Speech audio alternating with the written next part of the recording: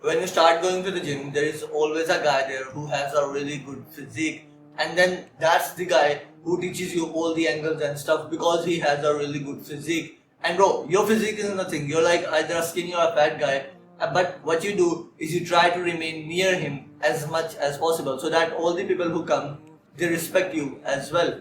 And so, bro, that's the same feeling you get when you learn about Umar bin Khattab.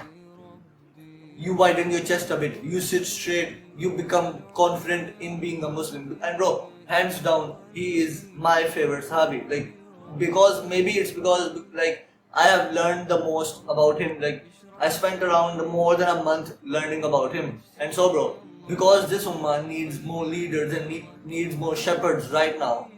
So, as he was a leader and as he was a shepherd of this ummah, we become like him. Okay, so the first trait he had was intuition, which means that he was rightly guided between what is good and what is bad. He had like a sixth sense that told him that this is good and this is bad, and in this way he could make better decisions and he could make the decisions that would lead to the good outcome, not the bad outcome. And so he knew the difference between what is good and what is bad, and that was his title as well. And for this, he used to make this dua, which I want you to repeat with me.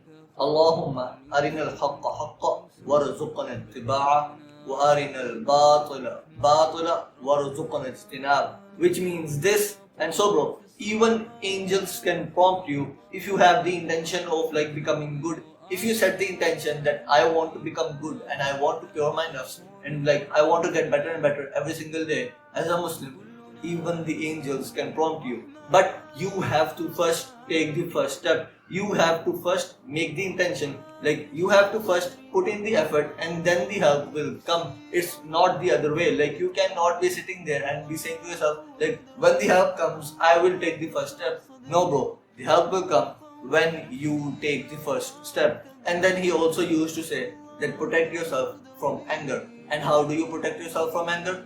Bro, take a double breath. And how do you take a double deep breath? Let's take one together. So, first you do is you first take an inhale as much as possible. You do this and then you take a small inhale as well. Like this small inhale, and then you exhale all of that air out of your mouth. Like this. Like, I haven't done that correctly. Like, you don't speak or anything during that. But you first take a like big inhale and then you take a like just a small inhale and then you exhale all of that air out by your mouth. And bro, this has been shown to be more effective than meditation as well. Sometimes like controlling your emotions by doing this is a very good way. And then he also used to say that protect yourself from haram desires. And how do you do that? Know that Allah is watching you all the time. Like, whenever you get the thought of doing something haram which you are not supposed to do, like looking at something or like anything, know that Allah is watching you. And these two angels, bro, they never get tired. And so they are writing everything you do. Like, everything. Every single thing you do, they are writing it. And then the third thing he used to say was protect yourself from greed. And how do you do that? Know that where you are going to return. Your grave. Always remember your grave. And in this way, you will be able to protect yourself from greed. And so, the action you can take is that, bro, start making that dua which we made earlier together at least once per day. Like, I make it around, I think, 5, 6, 7 times every single day. But at least, like, start making it once per day. And bro, you will see the difference because you are now putting in the effort. You are now taking the first action. And then the help will come after you take the first action. And another trait of his was that Shaitan used to flee from wherever he used to go. And bro, we can't really know if Shaitan will flee from us or not. But what we can do is that we can do the actions that made Shaitan flee from him. And so, if he got those results by doing those things, like by doing those actions, if we do those actions as well, we should get like, even if we get like 10, 20, 30% of those results, it's still worth it because like we can't really get 100% of those results because they were like the companions. We're like, there is no match between us and them. But still, even if we get just a 30% of those results, it's still worth it. And what do we need to do for this? Always remain in a state of zikr. Because, bro, let's say that you are like the king of a fortress, and then there is the enemy attacking you from all sides. Now, if you have cannons on the walls of that fortress, and those cannons are firing at the enemy, they are firing at the enemy troops, those enemy troops will have a lot more difficulty getting to your fortress. But if those cannons are not firing at your enemy will be able to get to your fortress very easily. And so the zikr you do is like those cannons. If those cannons are firing, the enemy will not be able to get close to your fort. So we want those cannons to be firing all the time, and so we want to remain in a state of zikr all the time. And that can be from like the tongue, the heart, or by actions. Like any three of these types will do, as long as you are doing that. Like it takes me around 30 minutes to go to my campus. Like my campus is 30 minutes away from my home.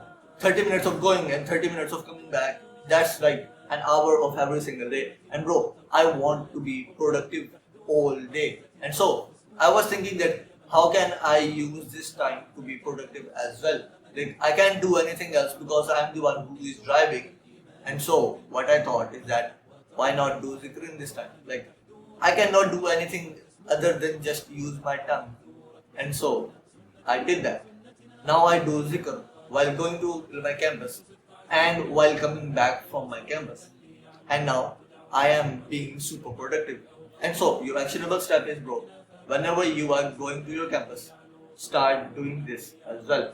Like even if your campus is just 5 minutes away from your home, start doing zikr. And then also, bro, start reciting the last ruku of Surah Hashr every morning and every evening, because when you do this, 70,000 angels protect you and they make dua for you. Do you want that or not? It's just a single ruku. Now, he truly used to believe that if you lose your prayers, you lose everything. And so, we don't want to lose our prayers. That is like step number one. Like that is step zero. But then step one is get better in your prayers. And how do you get better in your prayers? Before you go to pray, like before you start your prayer, make your heart attentive. Like understand in front of whom you are going. Like understand, like tell your heart where you are going. It is no normal place, it is no ordinary place that you are going in the presence of Allah. So like make your heart attentive before you start your prayer. And then while you are praying, know that, bro, this can be your last prayer, because it truly can be. Like we don't know which prayer of ours will be last. Like I don't know if I will make to the Zohar prayer or not. Nobody knows if you will make to the next prayer or not. And so, pray every single prayer as it is your last prayer. And then, bro, when you do ruku, all of your sins come to your back. Like every single sin you did, like from the previous prayer to this prayer, that comes to your back. And then when you go in like sajda, those sins start falling down.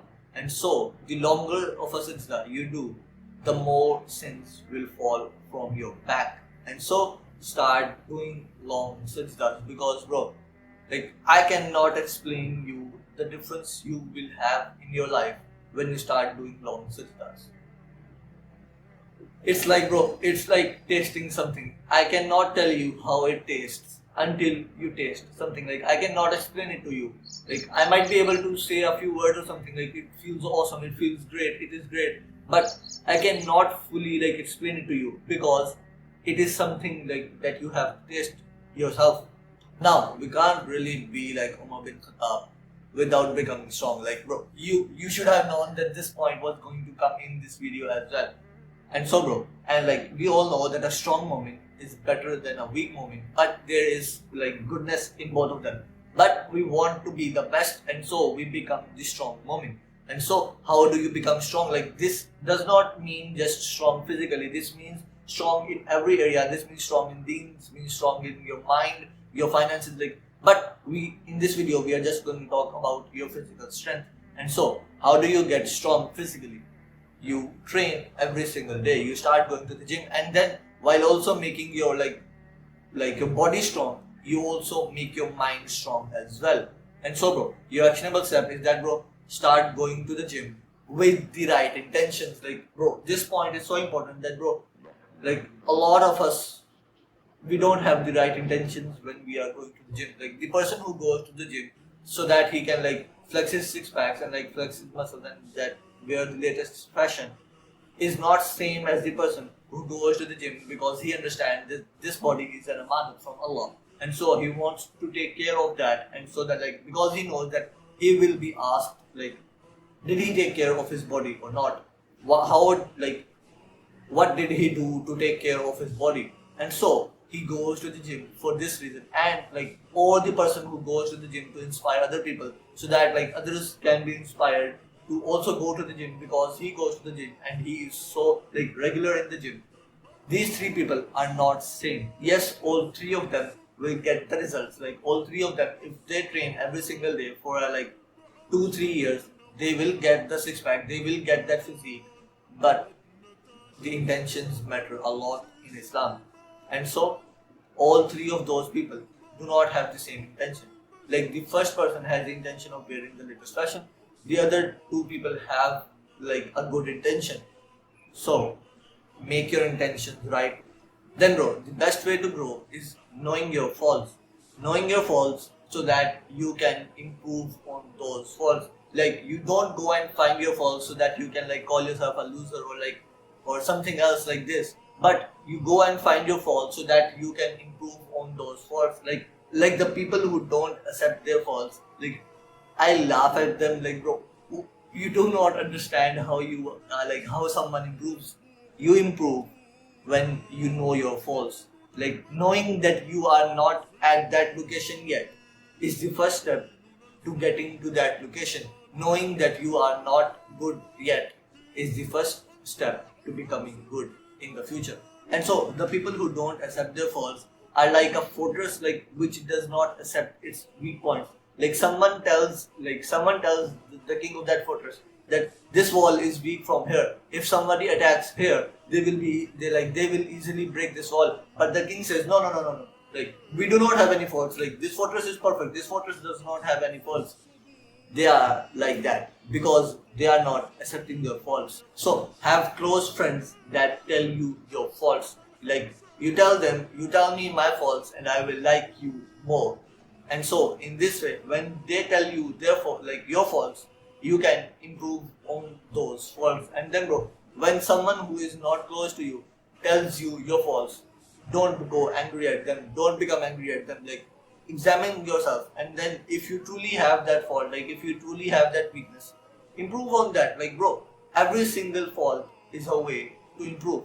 Every single mistake is a way to learn.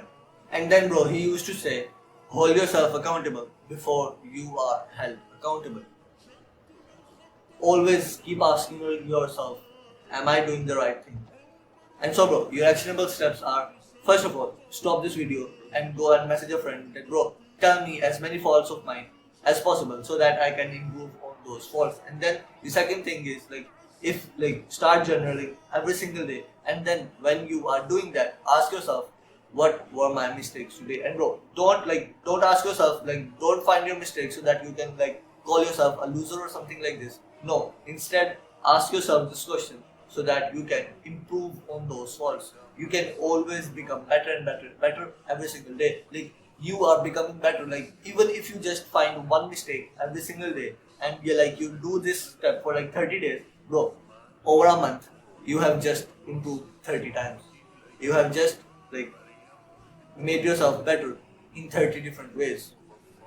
And so if you repeat this for your lifetime, you have just improved yourself to an infinite level. Like I might do a part 2 for this as well. I'll see if I can gather enough material, gather enough information and enough actionable steps to make a part 2 for this as well.